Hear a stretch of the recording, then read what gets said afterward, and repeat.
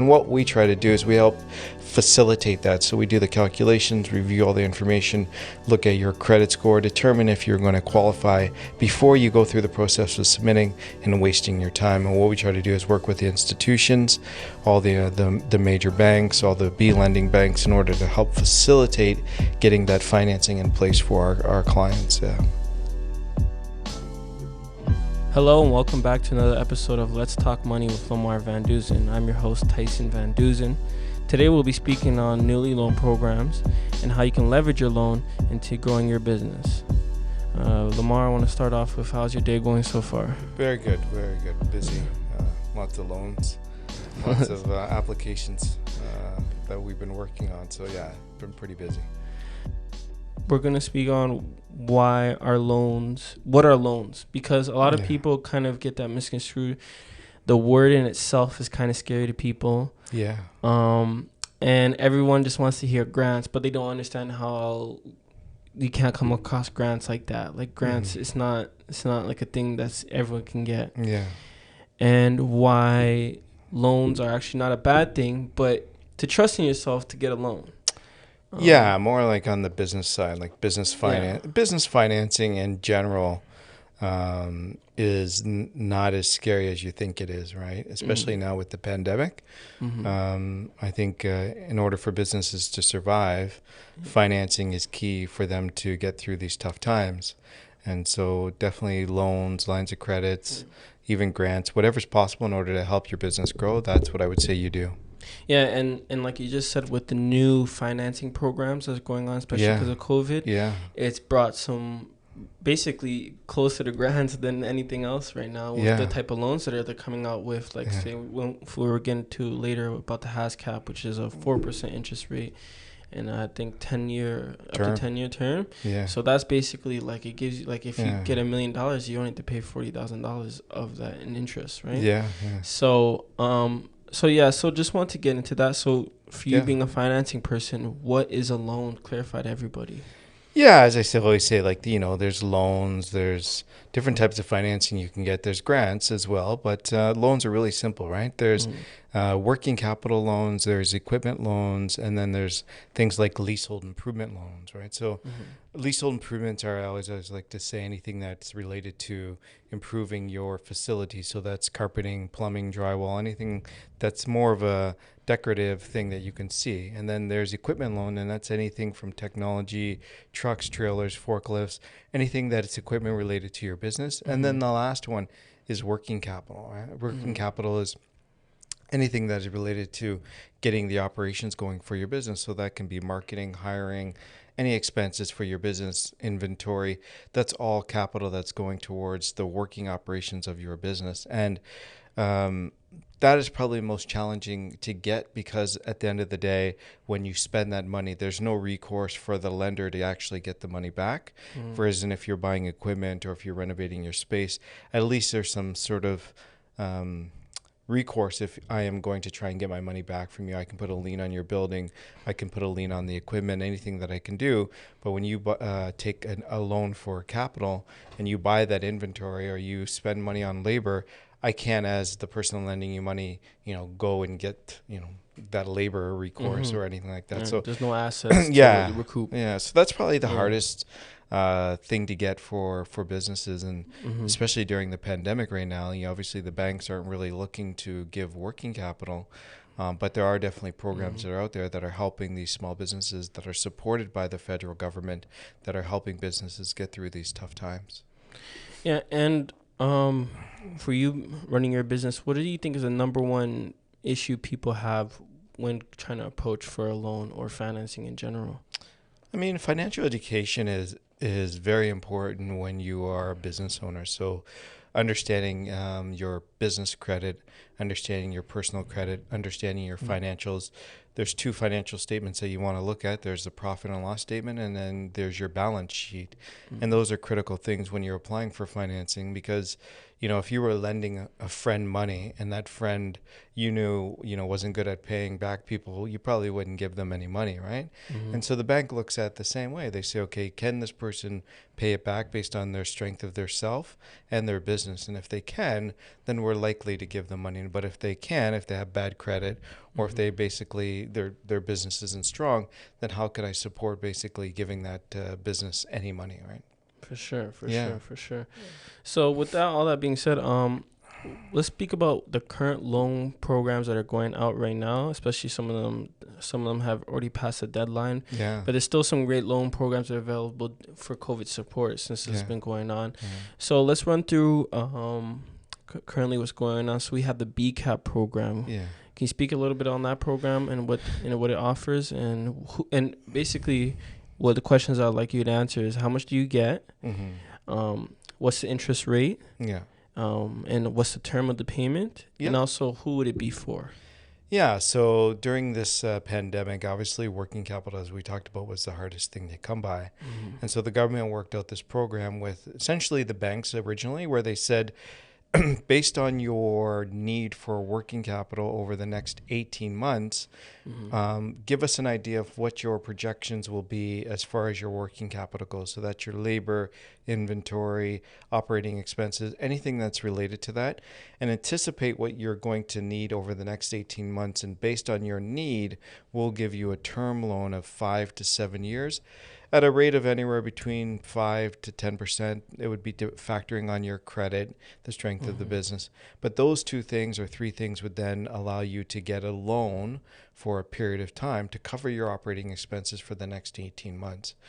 What we've been promoting is that program along with partners like Headquartered, who is another company that we deal with, who essentially what they do is they are a secondary lender that offers the same type of program, but that program is actually geared towards if you can't necessarily go to the bank, you can go to a company that can help you. And what we do is we guide them through that process in order to get them the financing that they need. Mm-hmm. Yeah. And another loan program that's currently out right now is, like I said before, is the HASCAP program. So can you speak about that as well? Yeah, the HASCAP program is a great program. That program is out, and it's geared towards, again, people that have, been impacted by this pandemic. And what they've essentially done is they said, okay, based on the strength of your financial business in 2019 pre-pandemic, we're going to give you working capital, equipment capital, whatever you need for your business. And what they did was they said, if your business was impacted 3 months out of the last 8 months, 50% or more, then you would qualify for this program. So if your revenue, say in January of 2020 was, or 2019 was 200,000, then in 2020 it dropped down to 100,000. That would be considered a 50% drop. So 3 months out of the last 8 months, if you had that impact, you can qualify for this program. So what they did is they said, okay, if your revenue and your profits were $50,000, you take that number and there's a ratio calculation that they give you, and that would determine how much money they can give you over a 10-year period. And what we try to do is we help facilitate that. So we do the calculations, review all the information, look at your credit score, determine if you're going to qualify before you go through the process of submitting and wasting your time. And what we try to do is work with the institutions, all the major banks, all the B lending banks, in order to help facilitate getting that financing in place for our clients. Yeah. Yeah, and those two programs have a deadline of when? I believe they are December 31st is the year end for the program, but most of the programs will really end because part of the requirement is having the wage or the rent subsidy. So that program ends September 30th. So there's going to be some deadlines in place for the wage subsidy and the rent subsidy, which is going to have an impact on the HASCAP program. Great information to take in. And with all that being said, also actually another one, the Futurepreneur loan. So speak on Futurepreneur and what they offer as well. I know they have an Indigenous program. They have a Black entrepreneurship program, kind of tailor-made for every typical group now. And I think Futurepreneur is also, just in the name in general, they're more for the younger entrepreneur. To help them it's more for startup loans. So what I would say is it is exactly that, right? It's a loan for anyone between the ages of 18 to 39. This program it's been around for a very long time, but what they did is they expanded out to Indigenous and Black entrepreneurs between the ages of 18 and 39. And what I've always enjoyed about the program was it was really meant for people that don't have assets, because part of the lending criteria for most banks is what are your assets, what's your net worth. And if you don't have a lot of assets or net worth, it's hard for you to get financing. Mm-hmm. So what they did was they said, okay, listen, if you have good credit and a really solid business plan, we can help you with getting the financing you need. Up to $60,000 for financing is what they'll give you. You have to contribute about 10%. So the total project should be no more than $65,000-$70,000, and they're going to give you a really good loan. And so the key for young entrepreneurs is just have really good credit. We'll help you with writing the business plan and guide you through the process. But that's a really good program if you need money to start your business. You don't need a ton of money, like $1 million, but you need money just to get going. And then once you get the momentum going, then the idea is build upon that and take it from there and grow your business. But yeah, for young entrepreneurs, Black entrepreneurs, young entrepreneurs that are Black or in Native American, those are great programs for that type of audience. Yeah, for sure. And finally, we'll speak on today was just how do you think these businesses can really leverage their loans? Well, we talked about having working capital amongst everything else. Yeah. I think one thing we're talking about with Al earlier, about how these businesses are kind of scared to take it on because they don't think that they'd be able to meet the certain criteria, yeah. or whatever it takes. So how do you reassure these clients that they're going to get the loans that they want? Or again, and like I said, 90% of our clients are approved, right? And majority of them who go on their own get denied, which inevitably hurts their credit even more. Mm-hmm. So how do you just walk through the process of how you get these clients to get approved and how you reassure that it won't affect their credit score and everything else? Yeah. So the first thing that we want to do is be direct with clients. So because we've been doing this so long and we've been in the industry and financing for so long, we understand what the criteria is in order to get financing, whether that's through institutions, which I call A lenders, B lenders, which are like secondary lenders, or the government, and then there's C lenders. And each institution or each lender has a criteria.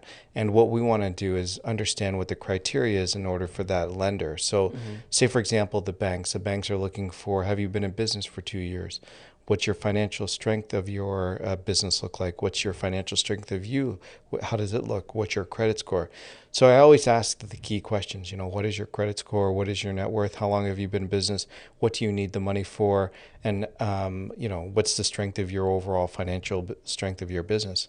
Once I get a guide of that, if they're, 4 out of 5 or 5 out of 5, we're pretty much guaranteed we're going to get the financing. Then you try to figure out what institution likes what. Like, say, for example, it's commercial financing. Well, maybe that's CIBC, or if it's a small business loan, it's maybe BMO and RBC. So different institutions have different flavors for different types of financing.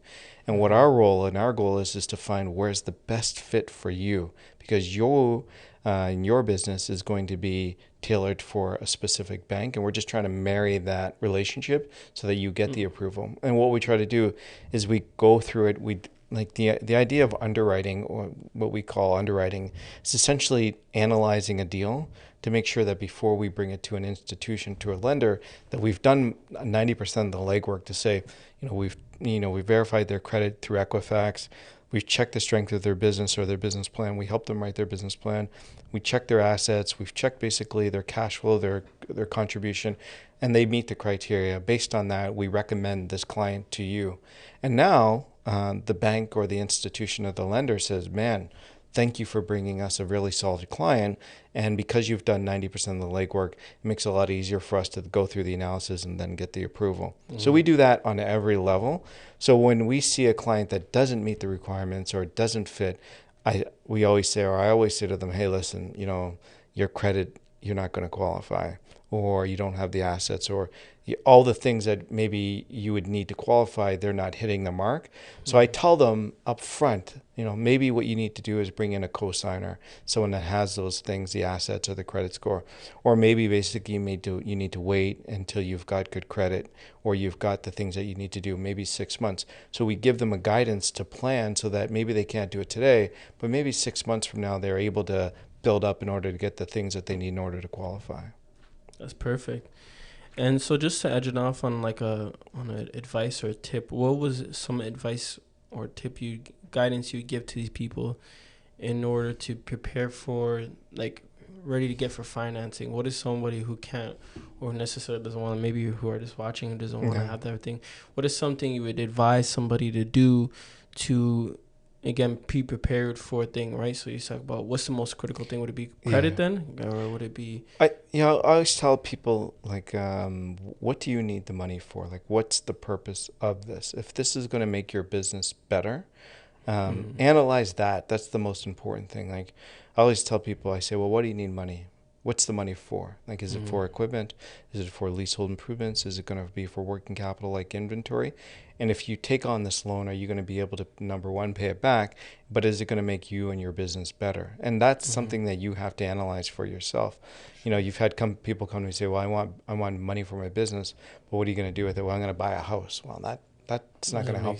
Doesn't make sense, right? So if you have solid intentions to help grow your business, then we can help walk you through that process. And then one of our strongest clients, that client basically, he just does simple math. He's really, and that's how simple it really is. He says, okay, listen, I know that a loan is going to cost me 6%. That's the number. And I know that all of my extra costs, including my operating costs, is going to be 50%. He calculates that really basically and says, okay, if I'm making 56% and my total cost is 50 cents, I'm making 6% net for myself, which I'm taking home.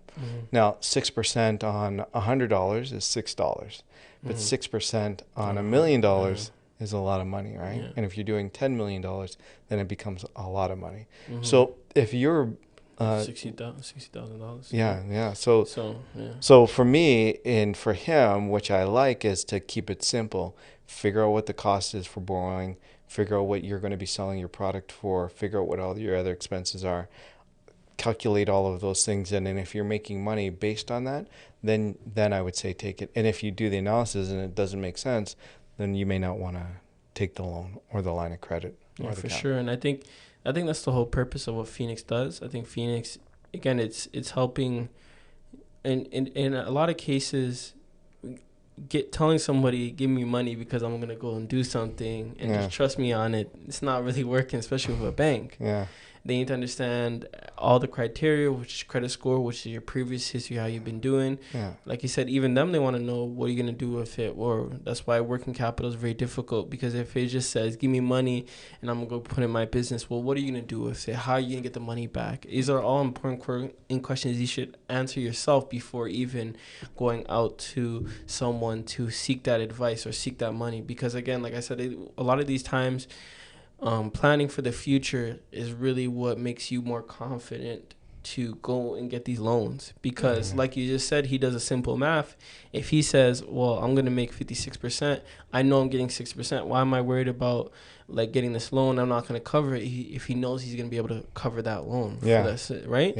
So I think a lot of times what it is that setting that marker of that loan. And I think that sometimes knowing that this money you have to repay back puts a lot of pressure on people, and I feel like they kind of like, they don't know how to handle it. Like it makes it complicated because of the amount of number being lended. Well, there's what I say to people is, okay, so there's only 3 ways of getting capital, right? Your own capital, getting capital from like selling product, inventory, and making cash flow, or borrowing money from a lender like a bank or anybody else, right? So you have friends and family that you could borrow money from, your own savings that you have, selling product and getting cash flow, or basically borrowing. Now, out of those ones that we have here, getting money from friends and family, although it's convenient, there's a lot of things that go with it if you borrow money from friends and family, right? So that's one of those things, right? Getting money from yourself. So if you own a house, right, and I see a lot of people make this mistake, so they say, okay, I want to grow my business. I'm going to take money out of my house, my equity. I'm going to keep investing in my business. And I said to them, okay, one is that to pull money out of your house is not necessarily good for your personal net worth, right? Because now you've pulled out equity, so your net worth keeps on dropping down. And to get that money back over the course of 5 to 7 years, you probably won't do it, because the tendency is that you keep putting the money back into the business. But when you have a loan from a bank or somebody, you have to pay it back, because it's constantly being paid back through the loan program, that you're paying it back as a scheduled debt. But when you borrow money from yourself, you don't schedule to pay yourself back. So people don't do that. So that money is always gone. And then alternatively, if you take money from your home, but then what happens is you need money again, are you going to go back to your home again? And if there's no equity, then the bank isn't going to lend you money because you have no equity in your home. And then you can't borrow any more money. So taking money from any asset is the last alternative that you want to do for your business.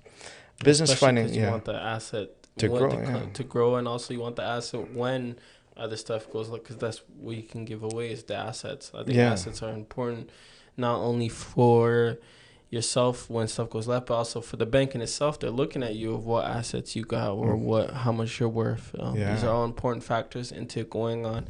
Like you said, I think the first show, how crucial having assets are, having a home or having these things that like lenders and other businesses and banks can look at you and say, well, they have this makes them a trustworthy person, right? Yeah, like we are going through this right now. We're doing a couple of government, the Canadian small business loans, and we've got 2 clients that I'll give you an example. They're buying a mechanic shop, a franchise. Been in the business for over 10 years. One's the key mechanic, and the other is an administrator that's been working at this franchise shop for over 10 years. Excellent credit, excellent experience, has cash, but doesn't have a home. The challenge with that is that the bank says, well, they don't have the 25% guarantee that you need in order to qualify for this particular program. But if you had a house, you would automatically qualify for it because it's simple equity in your home. So now what's happening is the person has to come up with an additional $75,000 of capital. Now we're asking for $350,000 of a loan, all right? And they need $170,000 to get $350,000. Now, if they were to have a home, they would have only needed around $100,000 to get $350,000. And out of that $100,000, their only real contribution would have been 10% of the $350,000, so they would have been about $35,000 to $40,000. But because they didn't have assets, they needed to come up with more liquid assets, and now that becomes a challenge. They met all the criteria, but that one little bit of not having essentially an asset makes them not ineligible, but makes it more challenging for us to get the financing. And that's why I tell people building your net worth, assets minus liabilities, is what helps a business owner when they're trying to get financing from the bank, because that net worth is a key element of them qualifying for financing. Yeah. Okay. Well, that's it for the episode on today. Thank you for tuning in to Phoenix Management, where you piece together all your business needs. Don't feel afraid to like, comment, subscribe, or share. You can follow us on our handles at Phoenix Management on all platforms, or visit our website at phoenixmanagementgroup.com, or call 905-696-6964 for more information.